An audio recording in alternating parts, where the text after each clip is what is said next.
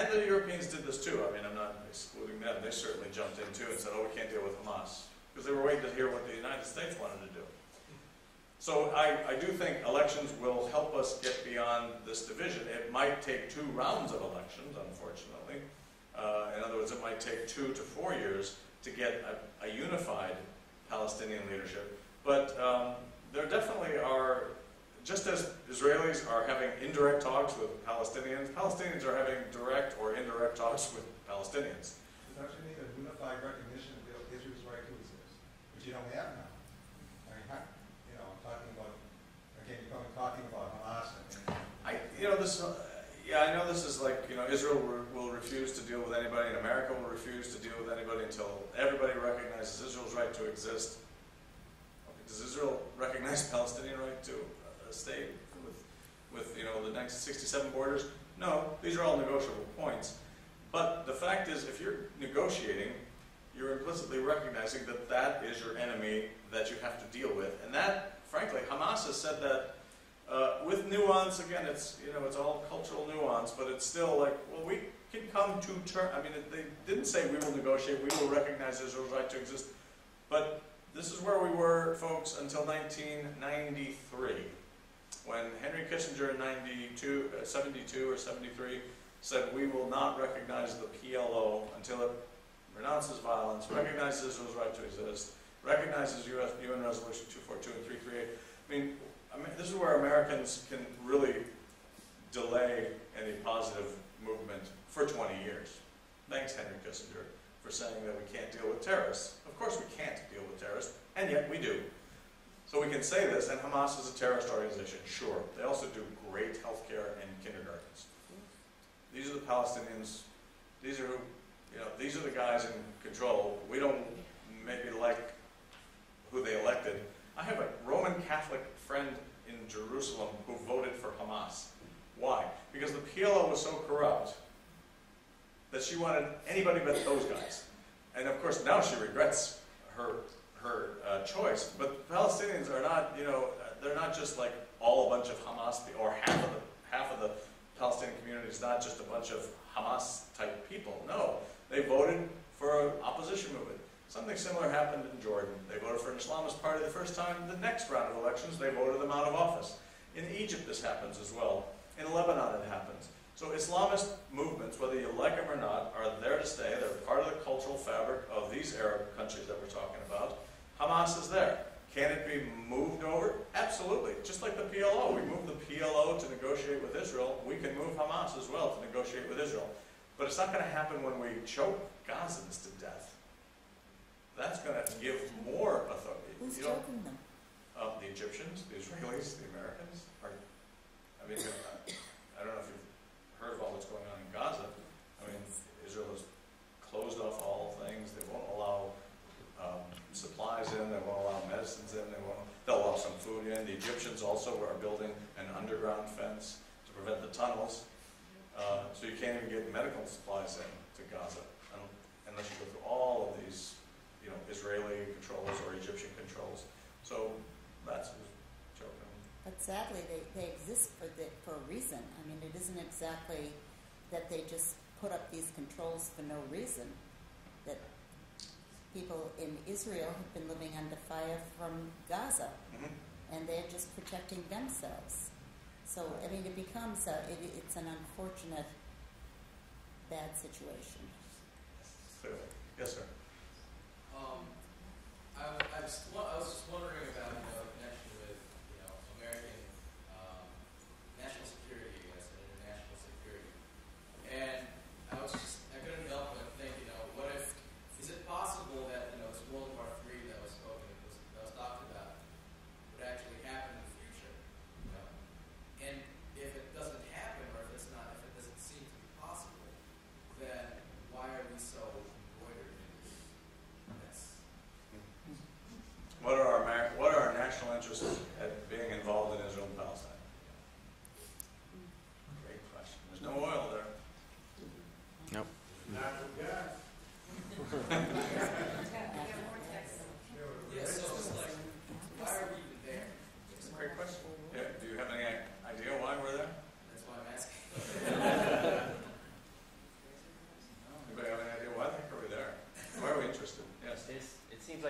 conflict right from the beginning was a test of internationalism in a global order of things, and it still is today. Yeah. Yeah. Yes. There's a religious aspect to Muslim, Jewish, and Christian history is right there in Jerusalem. But I wanted to ask you, you were in response to an earlier question, you said you like the one-state solution, and of course you also talk about the wall. Well, the wall that Israel has put up. First of all, as far as the one-state solution is concerned, you look at the history. Look at a country like Lebanon. Look what happened to Lebanon. And they had Christians and Muslims trying to work things out. And it was a great. I understand it was a very nice country at one time. Now let's forget it. And as far as the wall is concerned, they were put out only primarily because you had these terrorists, not only the rockets, but people coming into a pizza shop and blowing themselves up. How do you reconcile these things? How do you work these things out if you're going to have a one-state solution? It's a great. I want to emphasize the wall part. The wall was constructed over many years. Started by Ariel Sharon, I think 2002 or 3 or something, and absolutely had an impact on terrorism. Terrorist attacks dropped to virtually nothing. So the wall has cordoned off Palestinians, kept them in the West Bank, no question, and Gaza was already kind of encircled and fenced in and everything else. So that too. And yet, Palestinians go back and forth. So the wall has had that direct impact. But the problem is, it's like, think about the statistics of 10 years from now, 20 years from now. What does Israel become? I mean, think about what Israel has to think about. Do we become, Jimmy Carter wrote that book, Palestine, Peace, Not Apartheid. He didn't have any commas in there either. He put Palestine, Peace, Not Apartheid, because he wasn't sure where to put the comma.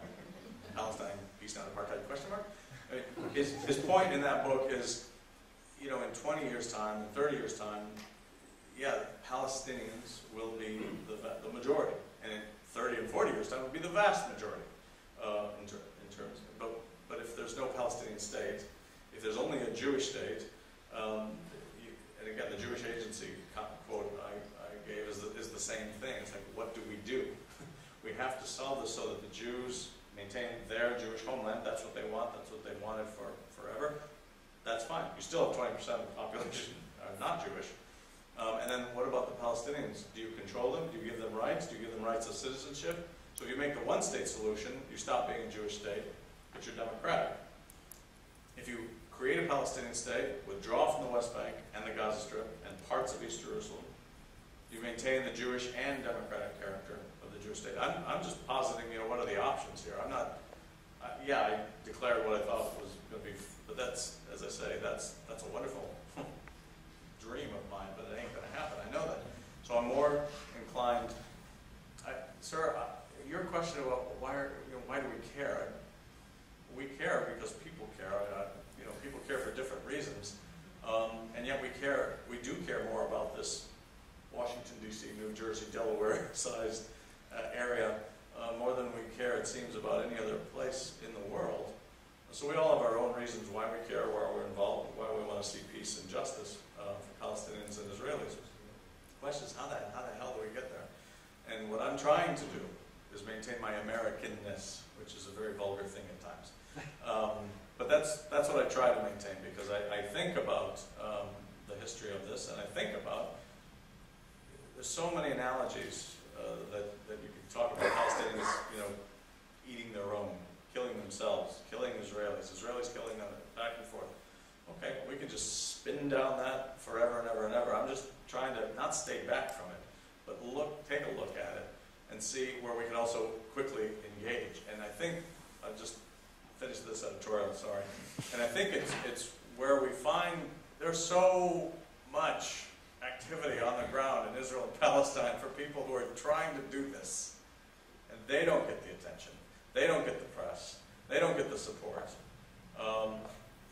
Read the Israeli press. It's so much better at analyzing Israeli, Jewish, Middle Eastern society than certainly the rest of the world's press. And yet, if you mention anything critical in America, you're anti-Israeli, you're anti-Semitic, all this other stuff. Read the Israeli press. They're trying to figure this out better than we are. because they can engage it. They can engage in a nitty-gritty, down and dirty. This is the reality we face, and the wall is great. The wall is great for anti-terrorism, and it's horrible for human rights and justice and security for Palestinians. So, do you want to intervene? I got all these other. You want to ask? No. It seems like actions of Palestinians can have an impact on Israeli elections, and actions of Israel can have an impact on Palestinian elections. And you would think that both sides would have an interest in having more moderate candidates be elected on the other side as a better peace partner. Right. And yet it seems most often they do things that result in the harder lying, more extremist person or party getting elected on the other side. Why is that? Or do some people want a harder lying person elected on the other side? Yeah, I think there are. I mean, there's definitely a sense of, well, this is just ours. It's just ours. These Palestinians, they'll go. Palestine, Jordan is Palestine. We can dump them over the River Jordan. No, we'll take care of them. We can isolate them here or there. But this is the land of Israel, all of it. And it's just, okay, we can't deny that. I mean, these are people that just see it that way. And there's Palestinians like, there is no Israel. There's no Jewish state. This is Palestine, occupied by the Jews, okay. And we'll outrun the bastards in terms of our demography in 20, 30, 50 years. So why should we bother negotiating now? We'll just fight the fight until our great-great-grandchildren will inherit the earth. I live now, and I think there is that reality. There's no denying. There's extremists on many sides of this. But what I want to emphasize is there are so many wonderful activities going on, real activities like demonstrations and Israeli Jewish lawyers working for Palestinian human rights in the Israeli courts or in the international courts even. But that activity, there's a little town, little village, I think it's called Bil'in, that has daily or weekly demonstrations, Israeli activists, Palestinian activists, grassroots organizers. I mean, we don't hear about all of these grassroots organizers that are actually trying to build peace on the ground up. And that's why, again, I say, we're not Lebanon. I know Lebanon is a problem, and it is beautiful again until maybe Hezbollah and Israel get at it one more time, and Israel takes care of that, as Hezbollah threatens the north of Israel. I mean, there we go, that war again. But so I don't think Israel would be Lebanon, but I do think over time, whether it's two states, again, it's not going to be one state. Some people say there should be 3 states.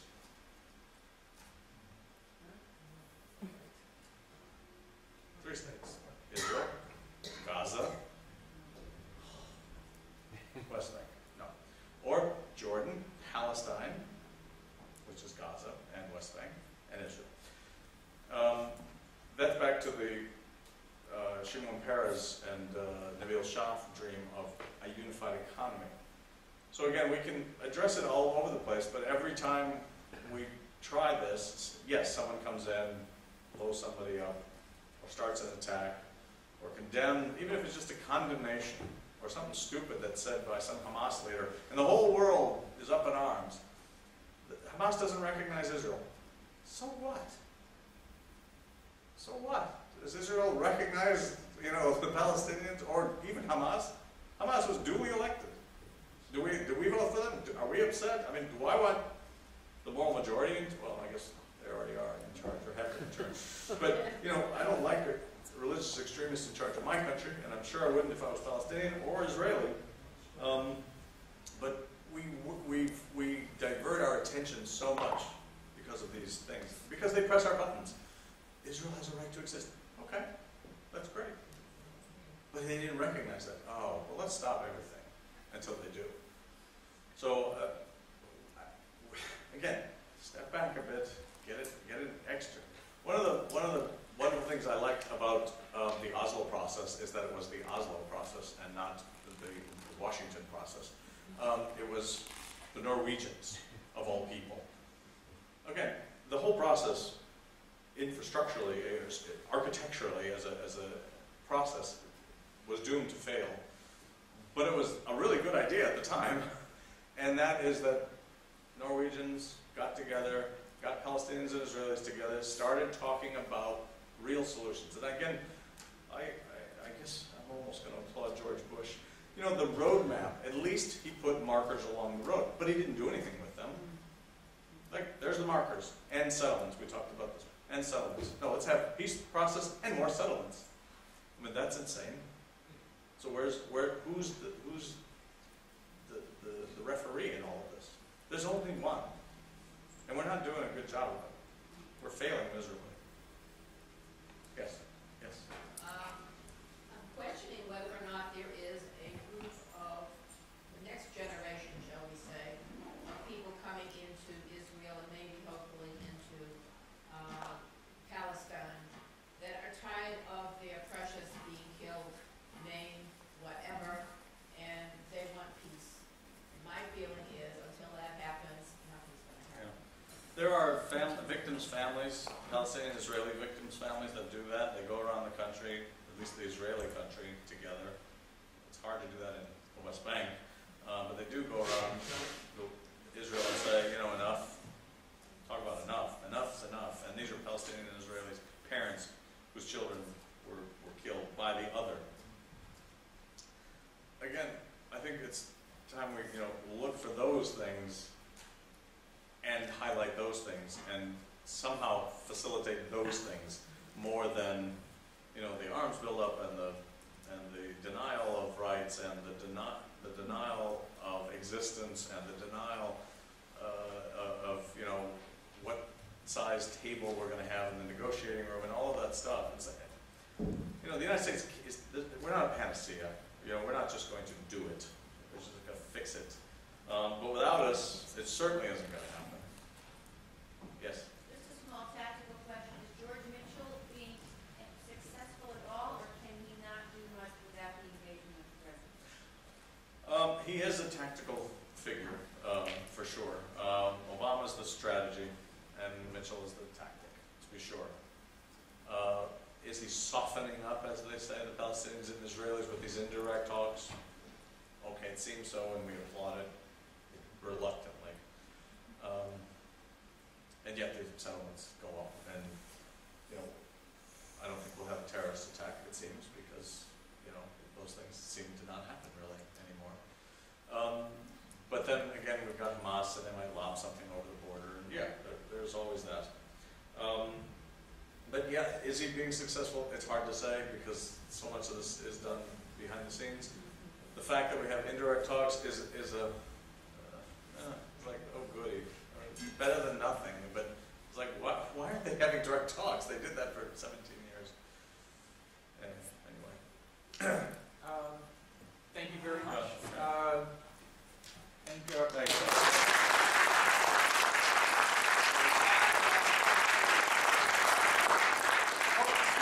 Next week, when we'll be talking about the conflicts in Iraq and Afghanistan with Professor